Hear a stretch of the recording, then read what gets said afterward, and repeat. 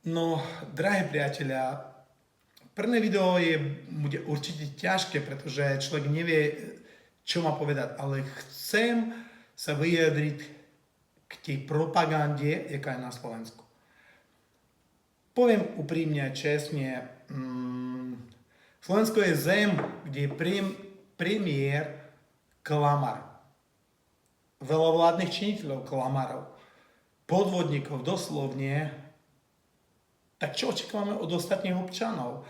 Čo očakávame od tých, čo chtí získať body na všelijakých tých sociálnych sieťach, na všetko možnom a nemožným. Oni ochotne preto urobiť všetko, aby ľudí ich pozerali. Podľa poslednej statistiky 25% až 28% Slovákov podporuje vo vojne s Ukrajinou Ruskú federáciu. To znamená, že aj pán Fico, jeho poradcovia mu povedali, aby on rozprával veci v prospech Ruskej federácie. Mu to stačí, aby mohol vládnuť a tak ďalej. Premiér je klamar. A ešte raz to poviem. Pán Fico je starý lišak.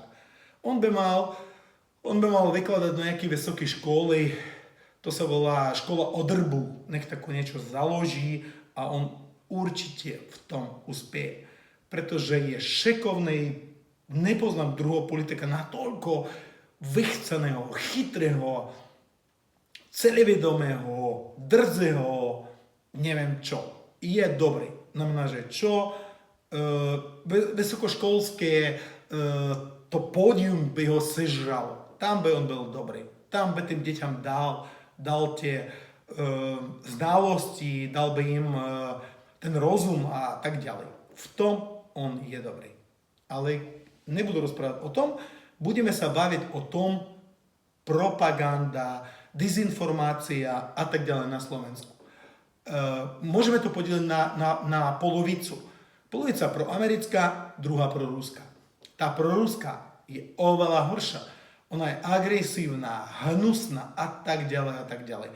Ale nebudeme to vraviť. Americká iba peňažky. To znamená čo? Tým nejakým tým skupinám, tým BZS-kám, všelijakým tým tam, neviem čo, neviem ako, povieme tým nejakým ľuďom. Áno, samozrejme, že Amerika uvoľní nejaké peniaze, 1, 2, 3, 10 miliónov eur, a ono to príde na Slovensko, je to nejak rozdieľaj a propagujú tú Ameriku.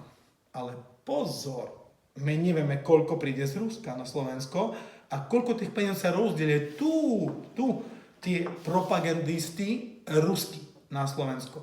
Môj názor je jednoznačný. Tých ruských propagandistov musíme podeliť na dve skupiny.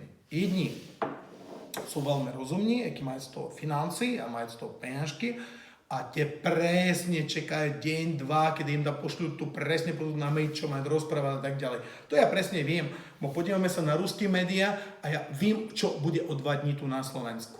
A druhý, to sú tie, no neviem, nechcem tej ľudí uraziť alebo nejak ponížiť, to sú tie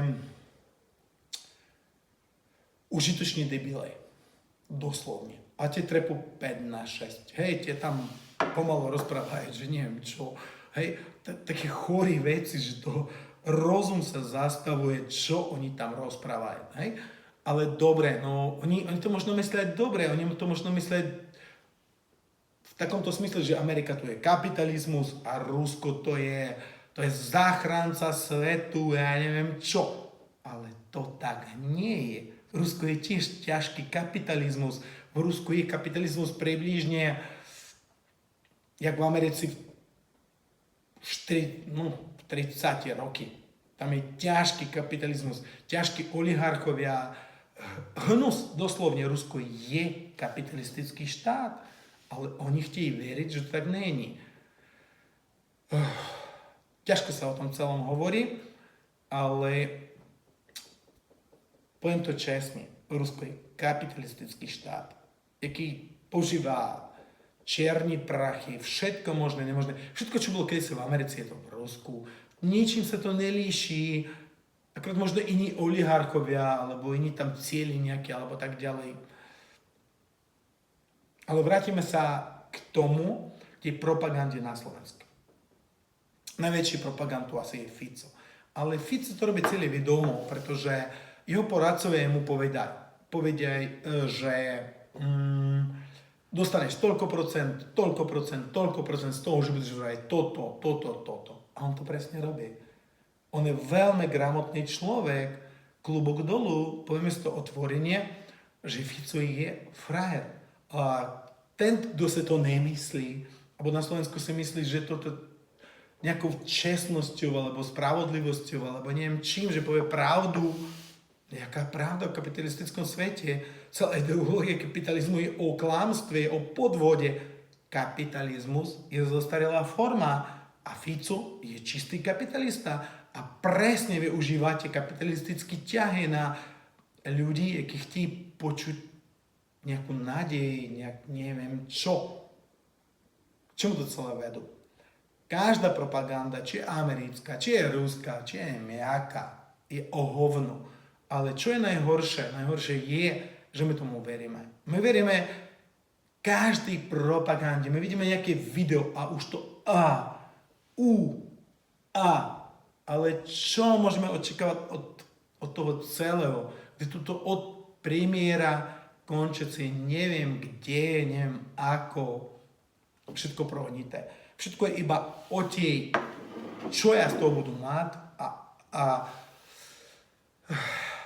jakú výhodu ja z toho budu mať, z toho, čo poviem. Žiadna pravda. Všetko klamstvo a ešte raz klamstvo. Premiér je klamár, podvodník, populista samozrejme, to samozrejme. A teraz, čo očakávame od tých jeho podskokov? A tých ďalších ľudí, jakých chtí iba nabrať, jak sa to hovorí, ja sa nevyznám v tom svete počítačovom, tých kľuknutí a tak ďalej. Im o nič nejde. Im ide iba o vlastný zisk, o nejaký tam tú popularitu a tak ďalej. Nech žije slobodné Slovensko, v ktorom čím menej bude propagandy, čím menej bude klamstva, tým lepšie budeme sa mať všetci. Sláva Slovensku.